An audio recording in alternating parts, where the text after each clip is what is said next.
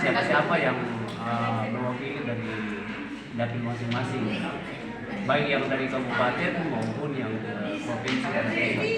Perubahan ini apa tanggapan Kak mengenai perubahan dapil ini? Oh, sangat menentukan buat PDI Perjuangan. Apa keuntungannya? Karena dari 4 dapil ini sudah pasti kami dapat satu. Kalau tidak kalau komposisi cadangan kami sudah malah ada dapil yang bisa kami dapat